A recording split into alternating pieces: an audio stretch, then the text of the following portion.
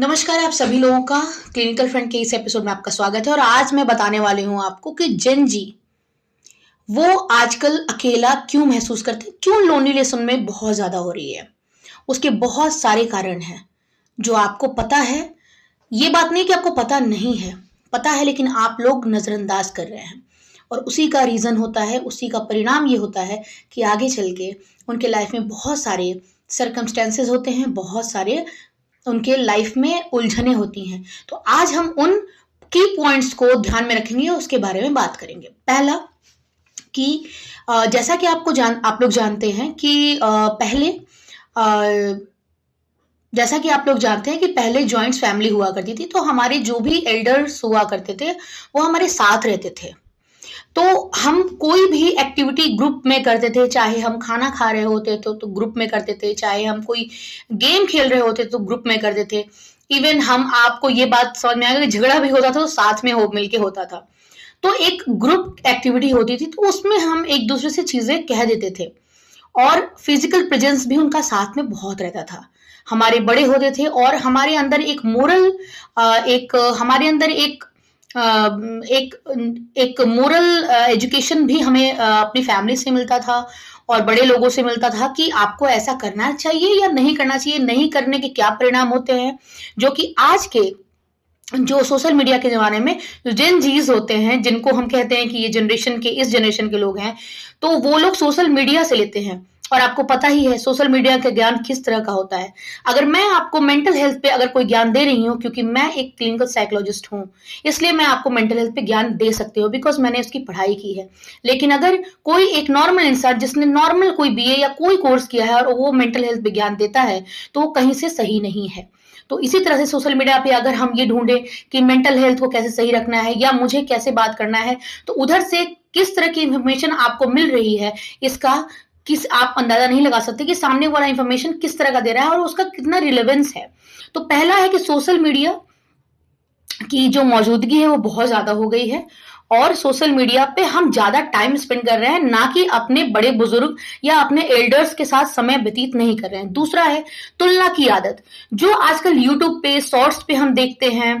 हम एक चीज आपको मैं बता देती हूँ कि हर इंसान की लाइफ की जर्नी अलग अलग होती है। वो कैसे उसने वो चीज पाया है उसके बारे में आपको नहीं पता। You don't know about their struggle, तो हाउ कैन यू अंडरस्टैंड कि उसकी लाइफ में क्या चीजें हो रही हैं और क्या चीजें नहीं हो रही हैं। उसने उस चीज को हासिल करने के लिए क्या स्ट्रगल किया है, क्या खोया है और क्या पाया है। तो आप अपनी तुलना, हर इंडिविजुअल, जैसा कि हम सबको पता है कि हर आदमी इंडिविजुअल जो पर्सन होता है वो डिफरेंट होता है, वो अलग होता है और हर आदमी की स्ट्रेंथ और वीकनेस अलग अलग होती है।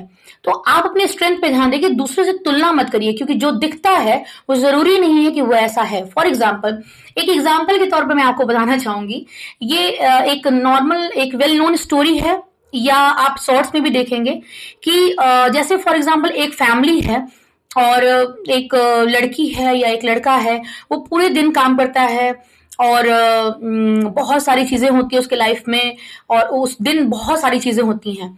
मतलब उसका झगड़ा भी होता है, वो डांट भी खाता है, वो जॉब करता है, वहां पे उसको स्ट्रेस भी मिलता है। लेकिन अगर उसने पूरे दिन का अगर एक पिक्चर अपलोड करने के लिए उसे कहेंगे ना, तो वो अपना बेस्ट पिक्चर देगा जिसमें वो स्माइल कर रहा है, वो दोस्तों के साथ चिल कर रहा है। तो आप इस बात से समझ सकते हैं कि लोग अपनी नेगेटिव चीज दिखाना नहीं चाहते हैं। इट मीन्स इसका मतलब ये नहीं है कि उसके लाइफ में नेगेटिव नहीं हो रहा है, उसके लाइफ में भी नेगेटिव चीज हो रही है, लेकिन वो अपनी पॉजिटिव चीज और अपनी हैप्पीनेस को ही दिखा रहा है। लेकिन इसका मतलब ये नहीं है कि उसके लाइफ में हैप्पीनेस ही, अब उसके लाइफ में खुशी ही हो रहा है, वो हमेशा खुशी ही महसूस कर रहा है।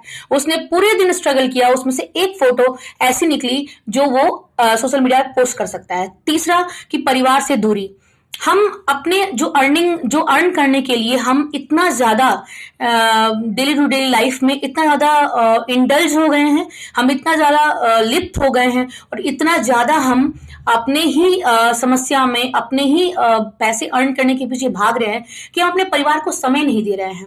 जब हम खाना खाने भी बैठते हैं, जो पहले के समय में जब हम साथ में खाना खाते थे ना, तो साथ में बातें होती थी कि आपके स्कूल में क्या हुआ है, अगर कोई लड़की जॉब करती है, कोई फीमेल जॉब करती है, तो आपके ऑफिस में क्या चल रहा है। तो हम लोग बहुत ही सॉफ्ट तरीके से बात करते थे। लेकिन आज ऐसा नहीं है। हर आदमी का एक पर्सनल कमरा हो गया है, वो वहाँ बैठ के खाना खाता है, वहाँ बैठ के गेम खेलता है। तो ये जो चीज़ है कि क्वालिटी टाइम साथ में स्पेंड करना, क्वालिटी टाइम स्पेंड नहीं करना साथ में। तो इसका यही है कि आपको साथ में जो क्वालिटी टाइम स्पेंड नहीं कर रहे हैं, क्वालिटी टाइम का मतलब यही है कि आप एक दूसरे का साथ कम्युनिकेशन करें। कम्युनिकेशन बहुत जरूरी है। 5वां पॉइंट मैं आपको ये बताऊंगी, कम्युनिकेशन गैप हो गया है। कम्युनिकेशन गैप अपने पति पत्नी के बीच में हो गया है, बच्चों के बीच में हो गया है, एक दूसरे के एल्डर सिस्टर एल्डर ब्रदर के बीच में गैप हो गया है, पेरेंट्स और चिल्ड्रन के बीच में गैप हो गया है। कम्युनिकेशन, वो बात कर नहीं पा रहे हैं। तो अगर बात नहीं करेंगे तो सही समय पे सही जानकारी आप नहीं दे पाएंगे।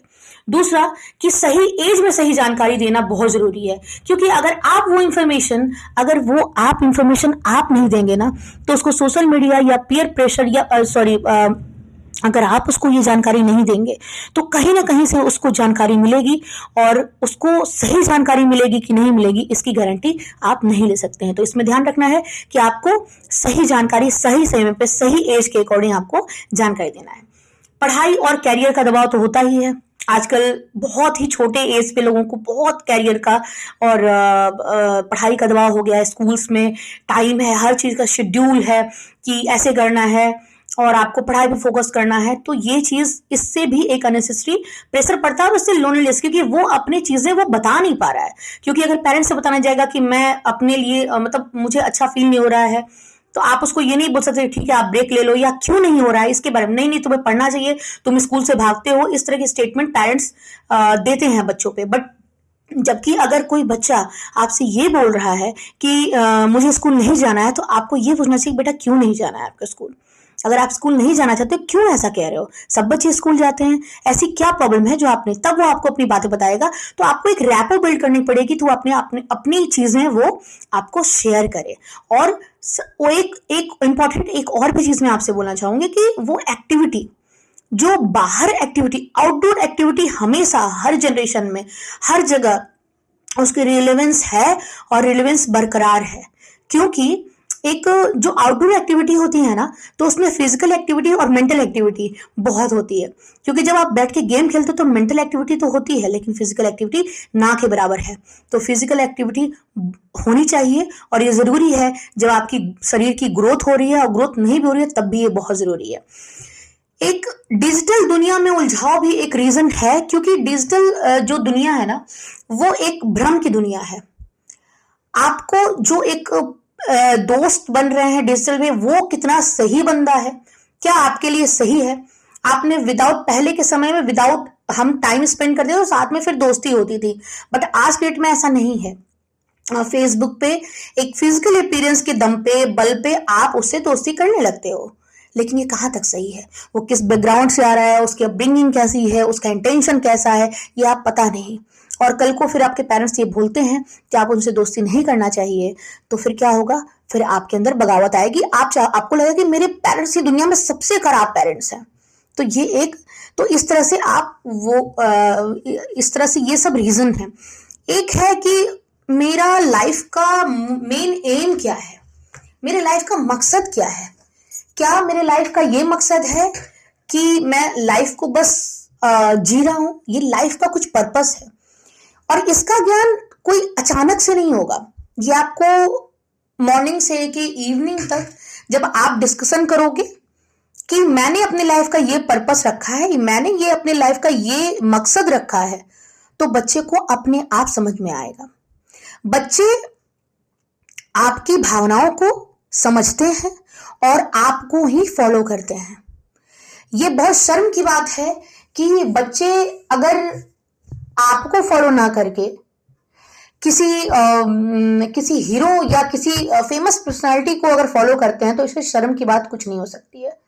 क्योंकि आपको ऐसा बनना है कि आप उनके हीरो बनो, ठीक है। तो आपको ये सारी चीजें जाननी चाहिए, और इन सारी चीजों पे अगर आप फोकस कर लोगे, अपने बच्चों को सही समय पे, सही टाइम पे, सही एज पे सही जानकारी दोगे, तो वो कभी अकेलापन महसूस करेंगे। मैं 5 तरीके की चीजें आपको बताऊंगी। सबसे मोस्ट इंपॉर्टेंट कि खुलकर बात करें, कोई चीज को हेजिटेट ना करें, अपने बच्चों से खुलकर बात करें, और कोई भी चीज अगर बच्चे के आप उसको आउटडोर एक्टिविटी मिले जाए, खुद आउटडोर एक्टिविटी करें, उनके साथ बैडमिंटन खेलें, स्पोर्ट्स एक्टिविटी करें उनके साथ उनको उनको बात करें। ज्यादातर ये जो सोशल मीडिया है उसका एक मेन रीजन है कि मोबाइल पे हम ज्यादा समय देते हैं। तो उस समय को एक समय को एक निर्धारित करें कि आप ही, क्योंकि आप अगर हेड ऑफ द फैमिली हैं तो आप ही की चीजों को बच्चा फॉलो करता है। तो अगर आपने मोबाइल की टाइम को, उसकी अवधि को, उसकी टाइमिंग को आपने अगर एक समय निर्धारित कर दिया तो बच्चा उसको फॉलो करेगा। तो साथ में रहिए, क्योंकि साथ में मिलकर रहेंगे तो परिवार खुश रहेगा और बच्चा कभी भी अकेलापन महसूस नहीं करेगा। तो मेरे इस चैनल पे बने रहिएगा जिसका नाम है क्लिंगर फ्रेंड।